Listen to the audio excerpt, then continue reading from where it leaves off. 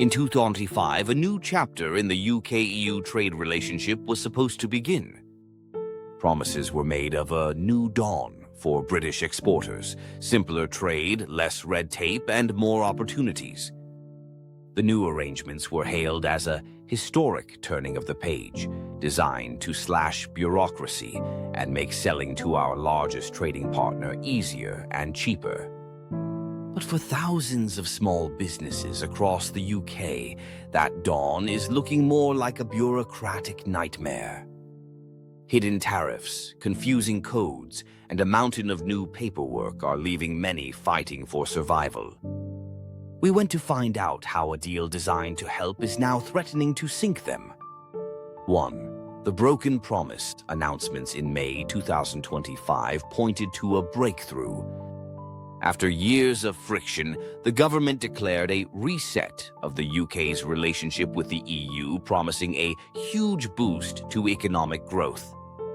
The headlines were optimistic. A new sanitary and phytosanitary, or SPS, agreement was set to reduce health and customs checks on food exports, saving businesses thousands per shipment and allowing products like burgers and sausages back into the EU. For other sectors, the deal promised smoother processes through digital paperwork and recognizing each other's standards. It was supposed to be the end of the post-Brexit exporting headache. But the reality on the ground tells a very different story. While some of the biggest barriers have been lowered, they've been replaced by a tangled web of complex and costly regulations that hit the smallest players the hardest. Despite official claims of slashing red tape, many small and medium-sized enterprises, SMEs, say that adapting to the new rules has wiped out any financial gains. For many, the EU has simply been put in the too hard basket. Research shows that the number of UK businesses exporting only to the EU has been falling, with fears over red tape and diverging rules pushing many away from their largest and closest market. A study by the Centre for Economic Performance found that as many as 20,000 British businesses stopped exporting goods to the EU after new trading rules were introduced, a fall entirely driven by small exporters. So, just how deep does the damage go? 2. The Bureaucratic Nightmare.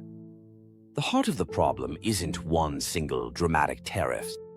It's more like death by 1,000 cuts, a maze of cute declarations and new rules that demand time, expertise, and money, 3 things small businesses are often short on. First, let's talk about customs codes. For many food exporters, one of the most dreaded terms is the Meursing code. It's a notoriously complex system used to classify products with milk, sugar, or starch, like biscuits and cakes. It involves calculating the exact percentage of these ingredients to figure out which of the 13,608 possible codes applies to your product. Get it wrong, and you're looking at delays, fines, or your shipment being sent straight back. While Meursing codes are no longer required for imports into Great Britain, they are still a reality for goods moving into Northern Ireland and the EU. Then there's regulatory divergence. The UK and EU are on different tracks, meaning product safety and labeling rules are constantly changing. A perfect example is the EU's new General Product Safety Regulation, or GPSR, which came into force in December 2024. This rule demands that for many products sold in the EU, there must be a responsible person or business based within the EU who can be held accountable for its safety. If you're a big multinational, that's easy. You already have offices there. But if you're a small UK business, it means paying a third-party service to be your representative, adding another layer of cost and admin that can make exporting totally unviable. For e-commerce businesses, the dream of a borderless digital market has been shattered by similar rules. There are proposals on the table in the EU to get rid of the $150 customs duty exemption for low-value items, a move that would subject all packages to duties. While this is part of a plan to simplify VAT reporting, it would create new costs for consumers and complexities for sellers. When combined with the need for an EU-based representative and tricky VAT rules, what should be a simple online sale becomes a logistical and financial minefield. These aren't just teething problems. They are fundamental structural barriers.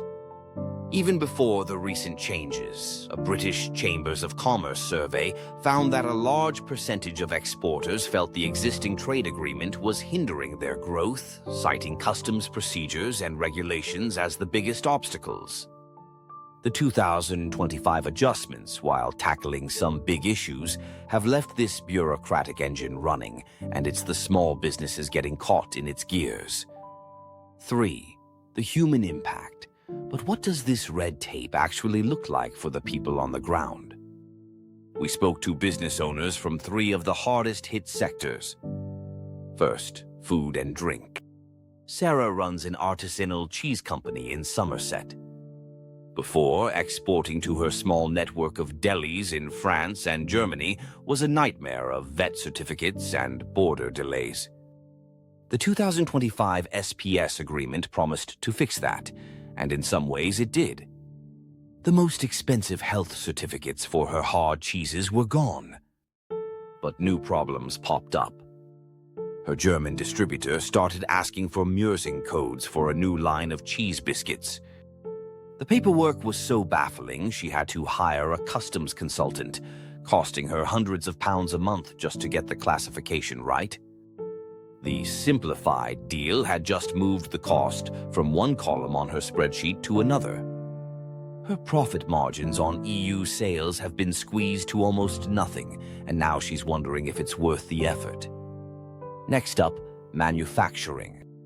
We met David, who owns a small engineering firm in the Midlands making specialized parts for the car industry. The 2025 deal was praised for keeping tariff-free access for cars. But David's business is stuck in the supply chain. He imports high-grade steel from Germany and exports his finished components back to a factory in France. Even without direct tariffs, the administrative burden has soared.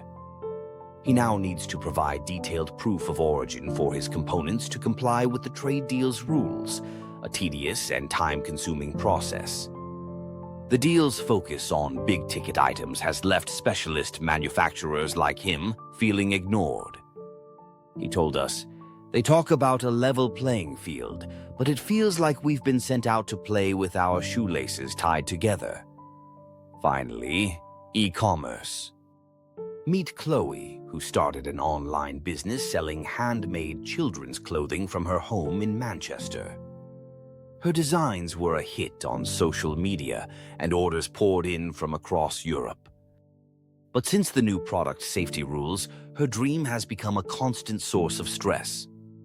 The EU's GPSR meant she had to find and pay for an EU-based authorized representative, an unexpected cost that ate into her thin margins. Then came the VAT headaches and the fear of customs returns. Her EU customers were being hit with unexpected import fees, leading to angry emails and bad reviews. Chloe told us she's had to stop shipping to several EU countries entirely. The risk and admin were just too much for a one-person operation. For her, the single market she could once access with a click now feels a million miles away. 4. The wider implications. These stories aren't isolated incidents. They are symptoms of a much wider problem. While the 2025 deal has been praised for stabilizing the UK's relationship with the EU, its narrow focus has left huge parts of the economy behind. Sectors like manufacturing and professional services, which make up a massive slice of UK exports, have seen little relief from the bureaucratic grind. The decline in SME exports is more than just a line on a graph. It represents a loss of dynamism and future growth for the UK economy. A report from the Center for Economic Performance warned that the drop in small exporters means the pipeline of potential future UK star exporters has been diminished. These are the very companies that are supposed to innovate, create jobs, and drive prosperity. We're also seeing a clear trend of businesses pivoting away from the EU. The number of firms exporting only to non-EU countries has been on the rise. While new deals with partners in the Asia-Pacific are valuable, they can't replace the sheer scale and geographic proximity of our closest neighbor. Forcing small businesses to look to far-flung markets because their closest one is too hard to deal with isn't a sign of a successful trade policy. It's a sign of failure. The challenges facing UK exporters are complex and always evolving. If you want to stay informed on the real-world impact of these trade policies and hear more stories from the businesses on the front line, make sure you subscribe to our channel and hit the notification bell. And if you've been affected by these issues, share your experience in the comments below. The 2025 UK-EU trade agreement was sold as a pragmatic solution to a deeply divisive problem, a way to finally make trade work. For some, especially large corporations and certain food sectors, it has brought real benefits. But for a vital part of our economy, the small businesses, the innovators, the entrepreneurs, it has cemented a new reality of high costs and relentless bureaucracy. They're locked in a fight for survival, not against fair competition, but against a mountain of paperwork that was supposed to have been cleared away.